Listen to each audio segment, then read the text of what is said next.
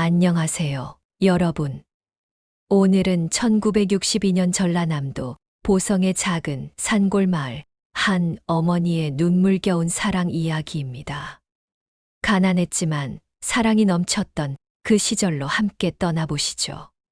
정민이는 이제 68의 나이가 되어 부산에서 작은 식당을 운영하고 있습니다. 어머니의 손맛이라는 간판을 단 그 식당에서 매일 새벽 5시면 일어나 국물을 우리고 반찬을 준비합니다. 큰 솥에 멸치 육수를 우리며 국자로 거품을 걷어낼 때마다 돌아가신 어머니의 모습이 선명하게 떠오릅니다. 추운 겨울날 찬물로 빨래를 하시며 갈라지고 트신 손 그리고 바느질을 하시다가 바늘에 찔려 상처투성이가 된 손. 하지만 아픈 아들의 이마를 쓰다듬어 주실 때는 세상에서 가장 부드러웠던 그 손. 그리고 어머니의 구부정한 허리도 생각납니다. 무거운 짐을 지고 산 길을 오르내리시며 점점 더 굽어지셨지만 자식들 앞에서는 언제나 꼿꼿이 서서 든든한 버팀목이 되어주셨던 그 모습을 잊을 수가 없습니다. 정민이가 자란 보성의 산골 마을은 참으로 외진 곳이었습니다. 마을 이름은 달빛골이었는데 밤이 되면 달빛이 골짜기 전체를 환히 비춰준다고 해서 붙여진 이름이었습니다. 버스도 하루에 2번밖에 오지 않았고 그마저도 비가 오면 흘길이 질척해져서 며칠씩 끊어지기도 했습니다. 전기조차 제대로 들어오지 않아 대부분의 집에서는 호롱불에 의존해야 했던 그런 곳이었습니다. 하지만 그곳에는 세상에서 가장 따뜻한 사람들이 살고 있었습니다. 마을 사람들은 모두 가족처럼 지냈고 누구 하나 어려운 일이 생기면 온 마을이 발뻗고 나서서 도왔습니다. 그런 따뜻한 공동체 속에서 정민이는 많은 사랑을 받으며 자랄 수 있었습니다. 정민이네 집은 마을에서도 가장 가난한 축에 속했습니다. 아버지를 정민이 6살 때 일찍 여인 후 어머니, 할머니, 그리고 여동생 이렇게 4 식구가 살았습니다.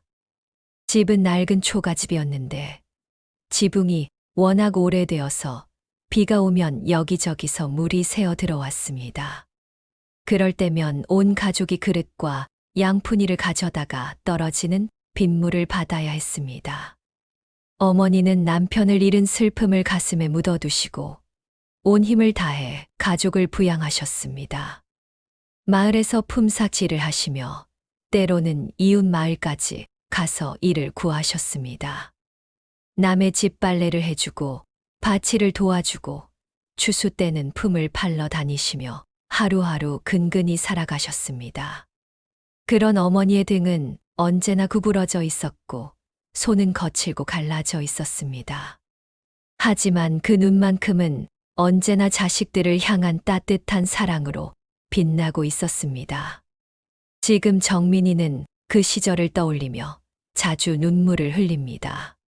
그토록 힘들게 사시면서도 한 번도 불평하지 않으시고 오히려 자식들 걱정만 하시던 어머니.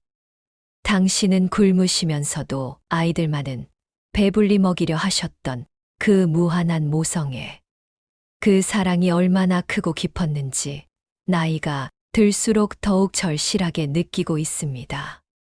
어머니의 사랑 덕분에 지금의 자신이 있다는 것을, 그리고 그 사랑을 평생 갚아도 부족하다는 것을 정민이는 뼈저리게 느끼고 있습니다.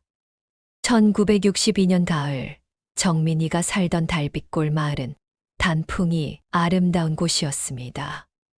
마을 어귀에는 수령 500년이 넘는 거대한 느티나무가 있었는데 마을 사람들은 그 나무를 할아버지 나무라고 불렀습니다. 그 아래 평상에서는 마을 어르신들이 모여 담소를 나누곤 했습니다. 마을의 어른 역할을 하시는 분들이 계셨습니다. 마을 이장인 박만수 할아버지는 해방 직후부터 이장을 맡아오신 덕망 높은 분이셨습니다. 일제강점기 때 독립운동에 참여했던 경력도 있어서 마을 사람들의 존경을 받았습니다. 마을에서 유일하게 라디오를 가지고 있던 덕배 아저씨는 매일 저녁 마당에 라디오를 틀어놓고 온 마을 사람들과 함께 뉴스를 듣곤 했습니다. 그리고 마을 입구에서 한약방을 운영하는 홍의관 선생님은 마을의 의원 역할을 했습니다. 의대를 나오셨지만 고향으로 돌아와 마을 사람들을 돌보고 계셨는데 가난한 사람들에게는 공짜로 약을 지어주시기도 했습니다. 마을 중앙에 있는 조그마한 구멍가게의 주인인 최봉길 할아버지는 인정이 많아서 외상도 잘 해주시고 아이들에게는 사탕을 하나씩 주시는 자상한 분이셨습니다. 마을 한가운데로는 맑은 개울이 흘러갔습니다.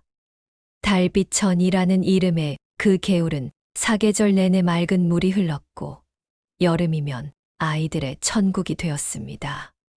개울가에는 큰 바위들이 있어서 그곳에서 마을 아낙네들이 빨래를 하며 수다를 떨었는데 그 모습이 참으로 정겨웠습니다. 정민이 어머니도 그 빨래터의 단골 손님이셨습니다.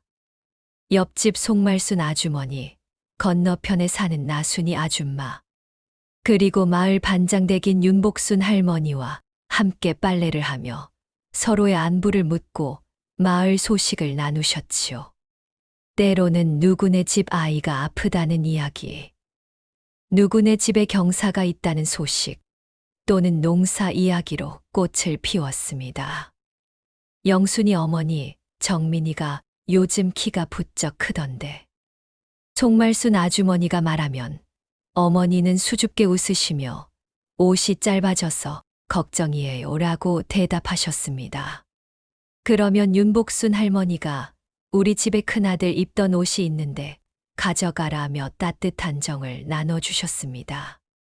아이들은 개울에서 물고기를 잡으며 놀았습니다. 정민과 절친한 친구들인 기순, 영달, 철호는 늘 함께 다녔습니다. 기순이는 마을에서 가장 공부를 잘했고 영달이는 개구쟁이였지만 마음씨가 착했으며 철호는 조용한 성격이지만 손재주가 뛰어났습니다. 여자아이들 중에서는 춘자, 미경, 춘자가 정민의 여동생 정희와 함께 어울려 놀았습니다. 봄이면 아이들은 산에 진달래꽃을 따러 갔고 여름이면 개울에서 물놀이를 했습니다. 가을이면 산으로 올라가 도토리와 밤을 주웠고 겨울에 개울이 얼면 그 위에서 썰매를 타며 시간을 보냈습니다. 그 모든 놀이가 아이들에게는 최고의 즐거움이었습니다. 마을에는 작은 교회와 서당도 있었습니다.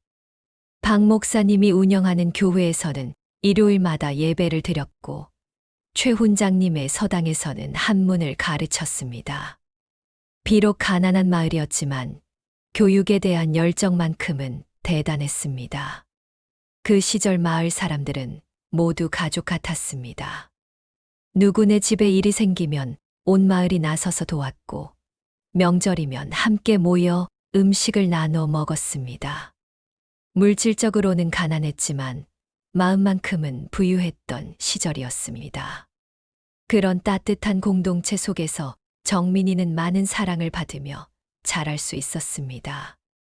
어머니의 하루는 새벽 4시에 시작되었습니다. 아직 달도 울기 전 온 세상이 고요한 시간에 어머니는 조용히 일어나 부엌으로 향했습니다. 찬 바람이 스며드는 부엌에서 어머니는 먼저 아궁이에 장작을 넣고 불을 피웠습니다. 성냥 한 개가 아까워서 부싯돌을 사용하시기도 했는데 추운 겨울날에는 손이 얼어서 불을 피우기가 쉽지 않았습니다. 불이 지펴지면 그 다음은 쌀을 씻는 일이었습니다. 겨울철 찬물에 손을 담그며 쌀을 씻을 때 어머니의 손은 빨갛게 부어오르고 갈라지곤 했습니다. 하지만 한 번도 아프다는 말씀을 하지 않으셨습니다. 오히려 우리 애들이 맛있게 먹을 밥을 지어야지 라고 혼잣말을 하시며 정성스럽게 쌀을 씻으셨습니다. 어머니의 손은 정말 많은 일을 했습니다. 새벽에 밥을 짓고 아이들 도시락을 싸고 빨래를 하고 바느질을 하고 때로는 남의 집 일까지 도와주셨지요. 밭에 나가서는 호미질을 하고 집에 돌아와서는 누더기가 된 옷들을 깁고 또 기웠습니다. 그 손에는 상처가 끊이지 않았습니다. 바느질하다가 바늘에 찔리고 농사일 하다가 긁히고 장작을 패다가 다치기도 했습니다. 하지만 그 거친 손으로 정민의 이마를 쓰다듬어 주실 때는 세상에서 가장 부드러웠습니다. 정민이가 놀다 넘어져서 무릎을 다쳤을 때 어머니는 그 상처 난 손으로 정민이의 상처를 어루만져 주시며 괜찮다, 괜찮아. 엄마가 있으니까 아프지 않을 거야 라고 말씀해 주셨습니다. 그러면 정말로 아픔이 사라지는 것 같았습니다. 어느 겨울밤 정민이가 심한 감기에 걸려 고열에 시달렸던 적이 있었습니다. 40도가 넘는 열 때문에 헛소리를 하며 몸부림을 쳤는데 병원에 갈 돈도 없고 약을 살 형편도 안 되었을 때였습니다. 그날 밤 어머니는 한잠도 자지 않고 정민이를 곁에서 지켜보셨습니다. 찬물에 수건을 적셔서 정민이의 이마에 올려놓고 열이 떨어지면 다시 갈아주고 또 갈아주고를 밤새도록 반복하셨습니다. 정민아, 괜찮다.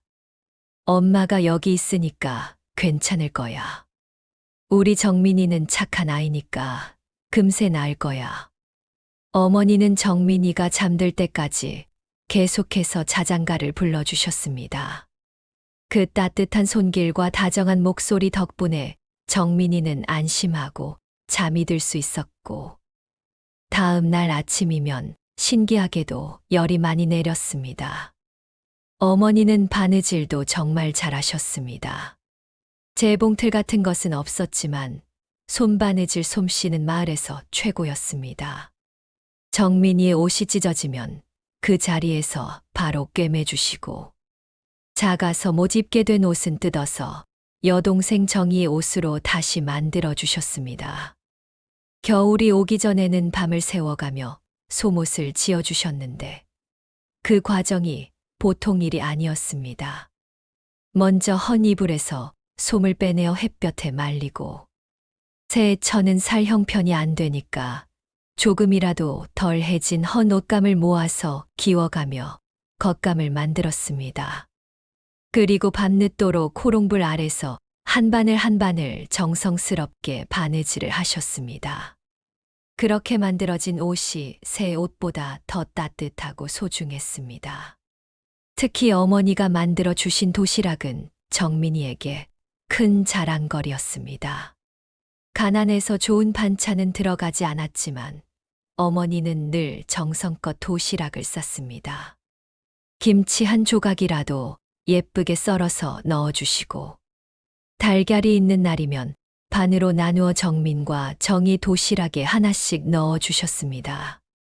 가끔 반찬이 정말 없을 때면 어머니는 간장에 밥을 비벼서 김에 싸서 주시기도 했습니다. 그러면서도 정민아, 오늘은 엄마가 특별한 도시락을 싸줬다. 김밥이야 라고 말씀하시며 웃어주셨습니다. 그 도시락을 먹을 때마다 정민이는 세상에서 가장 맛있는 음식을 먹는 기분이었습니다. 어머니의 사랑이 그대로 담겨 있었기 때문입니다. 1963년 봄, 정민이네 집은 극심한 생활고에 시달렸습니다. 긴 겨울 농한기 동안 일거리가 거의 없었고 어머니의 품삯일도 구하기 어려워졌습니다.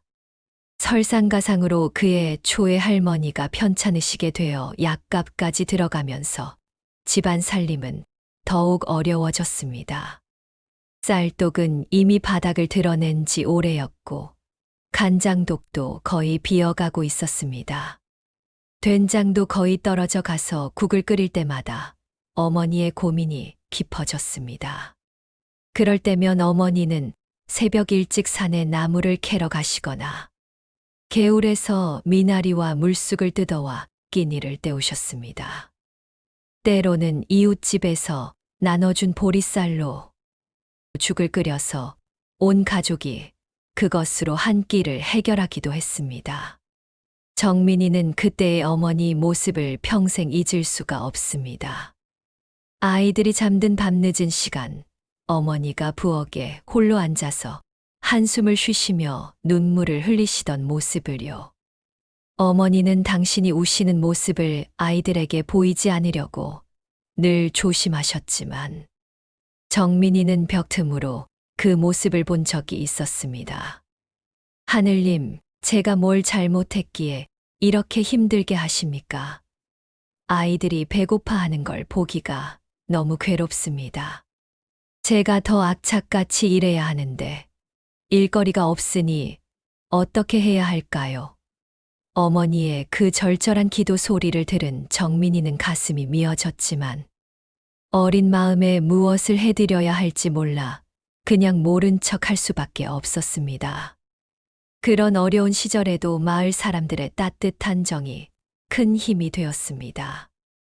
옆집 송말순 아주머니는 밥을 많이 지었다며 한 그릇씩 가져다 주시곤 했습니다. 정민이 어머니, 우리 혼자 먹기 많아서 가져왔어요. 아이들하고 나눠 드세요라고 하시지만 우리 집 사정을 아시고 일부러 가져다 주시는 것이었습니다. 김덕배 아저씨는 라디오에서 나오는 농사 정보를 알려주며 부업을 권하기도 하셨습니다. 정민이 어머니, 요즘 도시에서 수수깡 비를 많이 찾는다고 해요. 우리 마을 뒤편 산에 수수깡이 많으니까 그걸 베어다가 비를 만들어서 내다 팔면 돈이 될 것 같은데. 그런 정보 덕분에 어머니는 새로운 일거리를 찾을 수 있었습니다. 홍의관 선생님은 아이들이 아플 때마다 공짜로 한약을 지어주셨습니다. 아이들은 나라의 보배인데 돈 걱정 말고 아프면 언제든지 오세요라고 말씀하시며 정민이가 감기에 걸렸을 때나 정희가 배탈이 났을 때마다 약을 지어주셨습니다. 심지어 할머니가 편찮으실 때도 직접 집으로 왕진을 와주시곤 했습니다. 최봉길 할아버지네 구멍가게에서는 외상으로 쌀과 생필품을 살 수 있었습니다. 급한 불부터 끄고 보자. 돈은 나중에 형편될 때 주면 되니까 라고 하시며 쌀 한 바가지, 기름 한 병까지도 외상으로 주셨습니다. 정민이가 심부름을 가면 우리 정민이 왔구나. 공부는 잘하고 있지. 하시며 사탕 하나씩 주시는 따뜻한 마음씨의 소유자였습니다. 어느 날 저녁 정민이가 배고픔에 울고 있을 때였습니다. 그날은 하루 종일 보리죽 한 그릇밖에 못 먹어서 배가 몹시 고팠던 날이었습니다. 어머니는 정민이와 정희를 무릎에 앉히시고 말씀하셨습니다. 우리 정민아, 정희야. 지금은 힘들어도 참고 견디자. 엄마가 더 열심히 일해서 너희들 배불리 먹여줄게. 그러니까 조금만 더 기다려다오. 어머니의 눈에는 눈물이 가득했지만 목소리만큼은 굳건했습니다. 엄마가 약속할게. 올가을에는 우리도 쌀밥 배불리 먹을 수 있게 해줄게. 그때까지만 참고 견디자. 그 말을 들은 정민이는 결심했습니다. 어머니를 도와드리겠다고, 빨리 자라서 어머니를 편하게 해드리겠다고 말입니다. 그날 밤 정민이는 마당으로 나가 별을 바라보며 간절히 소원을 빌었습니다. 하늘의 별님, 우리 엄마가 아프지 않게 해주세요. 그리고 우리 가족이 배고프지 않게 도와주세요. 제가 빨리 자라서 엄마를 도와드릴 수 있게 해주세요. 그 순수한 소원이 하늘에 닿았는지 그 후로는 조금씩 상황이 나아지기 시작했습니다. 마을 사람들의 도움으로 어머니는 수수깡 비 만드는 일을 시작하실 수 있었고 그 덕분에 조금씩 이나마 수입이 생기기 시작했습니다. 비록 여전히 넉넉하지는 않았지만 곤줄일 걱정은 덜게 되었습니다. 그 과정에서 정민이는 중요한 것을 배웠습니다. 어려울 때 서로 도우며 사는 것이 얼마나 소중한 일인지, 그리고 진정한 이웃의 의미가 무엇인지를 말입니다. 정민이가 초등학교 3학년이던 어느 가을날이었습니다. 학교에서 소풍을 간다고 했는데 도시락과 간식을 준비해야 했습니다. 다른 아이들은 부모님이 맛있는 김밥도 싸주시고 과자와 사탕도 사주셨지만 정민이네는 그럴 형편이 되지 않았습니다. 집에는 변변한 음식이 없었고 간식을 살 돈도 없었습니다. 정민이는 친구들 앞에서 창피를 당할까봐 걱정이 태산 같았습니다. 특히 반에서 가장 부유한 집 아이인 진우는 늘 좋은 옷을 입고 맛있는 간식을 가져와서 자랑을 했는데 그런 모습을 볼 때마다 정민이는 위축되곤 했습니다. 그래서 정민이는 어머니에게 소풍에 가기 싫다고 했습니다. 엄마, 저는 소풍 안 갈래요. 배가 아픈 것 같아요. 정민이가 거짓말을 하자 어머니는 정민이의 표정을 보고 금세 아이의 속마음을 알아차리셨습니다. 어머니는 정민이의 손을 잡고 마당으로 나가셨습니다. 때마침 보름달이 떠 있던 밤이었습니다. 정민아, 저 달을 보렴. 참 밝고 아름답지. 어머니가 말씀하시자 정민이가 고개를 끄덕였습니다. 하지만 저 달도 한때는 금음달이어서 거의 보이지 않을 때가 있었단다. 그렇다고 해서 달이 없어진 게 아니야. 시간이 지나면 다시 이렇게 밝은 보름달이 되는 거지. 사람도 마찬가지란다. 어머니는 정민이를 무릎에 앉히시고 계속해서 말씀하셨습니다. 정민아, 우리가 지금은 가난하지만 그것 때문에 부끄러워할 필요는 없단다. 가난한 것은 우리가 게으르거나 못나서가 아니야. 때로는 그냥 운이 좋지 않을 뿐이란다. 하지만 중요한 것은 마음이야. 돈이 많고 적음보다 마음이 얼마나 예쁜가가 훨씬 중요한 거란다.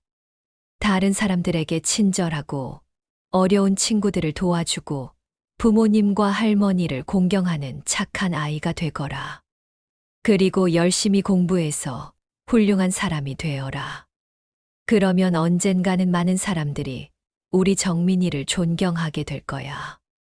돈으로는 살 수 없는 진짜 소중한 것들을 가진 사람이 될 수 있을 거란다. 소풍날 어머니는 새벽 3시부터 일어나서 도시락을 쌌습니다. 비록 김치와 달걀 반쪽 그리고 조금의 나물 뿐이었지만 어머니는 정성껏 예쁘게 담아주셨습니다. 그리고 간식 대신 손수 만든 송편을 작은 보자기에 싸서 주셨습니다. 전날 밤 늦게까지 앉아서 쌀가루를 반죽하고 소를 넣어 빚으신 것이었습니다. 엄마가 밤새 정성껏 만든 거니까 친구들과 나눠 먹어라. 혼자서만 먹는 것보다 여럿이 함께 먹으면 더 맛있을 거야. 어머니의 말씀에 정민이는 고개를 끄덕였습니다. 사실 어머니가 밤새 송편을 만드시는 소리를 들었던 정민이는 가슴이 뭉클했습니다. 소풍장에 도착해서 점심시간이 되었을 때 아이들은 각자 준비해온 도시락을 펼쳤습니다. 진우는 화려한 도시락통에 색색깔의 맛있는 반찬들을 가득 가져왔고 다른 아이들도 나름대로 정성스러운 도시락을 가져왔습니다. 정민이는 초라한 자신의 도시락이 부끄러워서 구석진 곳에서 혼자 먹으려고 했습니다. 그때 친구 기순이가 다가와서 정민아, 너 혼자 먹지 말고 우리하고 같이 먹자라고 말했습니다. 정민이가 주저하자 기순이가 정민이의 도시락을 보고 우와, 정민아, 이거 송편이야. 누가 만들어줬어? 하며 놀라워했습니다. 우리 엄마가 만드셨어 라고 정민이가 작은 목소리로 대답했습니다. 그러자 다른 친구들도 모여들었습니다. 정말 요즘 송편 만들기 정말 어려운데 정민이 어머니 정말 대단하시다. 영다리가 감탄하며 말했습니다. 정민이가 송편을 나눠주자 모든 친구들이 진짜 맛있다. 우리 엄마보다 더 잘 만드신다. 라며 칭찬했습니다.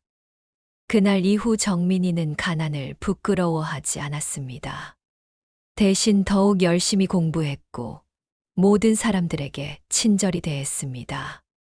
어머니의 가르침대로 마음을 예쁘게 가지려고 노력했습니다. 어려운 친구가 있으면 도와주고 할머니께 효도하고 여동생을 아껴주는 착한 아이가 되려고 했습니다. 어머니는 그런 정민이를 보며 흐뭇해 하셨습니다. 비록 가난해도 마음만큼은 부자인 아들, 돈으로는 살 수 없는 진짜 보물 같은 마음을 가진 아들이라고 늘 자랑스러워 하셨습니다. 정민아, 너는 엄마의 자랑이다. 가난해도 마음이 이렇게 예쁜 아이로 자라줘서 정말 고맙다라고 말씀하시며 저를 꼭 안아주셨습니다. 지금 저는 68배 나이로 부산에서 어머니의 손맛이라는 작은 식당을 운영하고 있습니다. 나이가 들수록 어린 시절 시골집에서의 기억이 더욱 간절해집니다. 특히 어머니에 대한 그리움은 날이 갈수록 더해만 갑니다. 어머니는 제가 35살이 되던 해 갑작스럽게 하늘나라로 떠나셨습니다. 평생 무리하게 일하시다가 몸이 상하셨던 것입니다. 임종을 앞두고도 어머니는 자식들 걱정만 하셨습니다. 정민아, 엄마가 없어도 착하게 살 거라. 그리고 어려운 사람들을 도우며 살아라. 내가 어렸을 때 마을 사람들이 우리를 도와준 것처럼 이제는 내가 남을 도울 차례다. 어머니가 돌아가신 후 정민이는 그 유언을 지키며 살아왔습니다. 식당에서 어려운 학생들에게는 공짜로 밥을 주기도 하고 혼자 사는 노인분들께 도시락을 배달해 드리기도 합니다. 이런 일을 할 때마다 어머니가 옆에서 기뻐하시는 것 같아요. 라고 정민이는 말합니다. 매년 어머니 기일이 되면 정민이는 고향 달빛골 마을을 찾아갑니다. 이제는 개발로 인해 옛 모습을 많이 잃었지만 그래도 어머니의 흔적을 찾아보려고 노력합니다. 옛날 어머니가 빨래하던 개울가 자리에 앉아 어릴 적 추억을 떠올리며 눈물을 흘리곤 합니다. 엄마, 저는 엄마가 가르쳐 주신 대로 살고 있어요. 엄마가 그토록 힘들게 사시면서도 우리를 사랑해 주신 그 마음을 잊지 않고 살겠습니다. 여러분도 마음속에 정민이 어머니 같은 분이 계시지 않습니까? 당신을 사랑으로 키워주신 어머니 말입니다. 오늘 이 이야기를 들으시며 부모님의 은혜를 다시 한번 생각해 보는 시간이 되었으면 좋겠습니다. 살아 계신다면 지금 당장이라도 안부 전화를 드려보세요. 사랑합니다. 고맙습니다. 는 말 한마디가 부모님께는 세상 그 무엇보다 큰 선물이 될 것입니다. 돌아가셨다면 그분의 사랑을 기억하며 감사한 마음으로 하루를 보내시기 바랍니다. 오늘 이야기는 여기까지입니다. 감사합니다.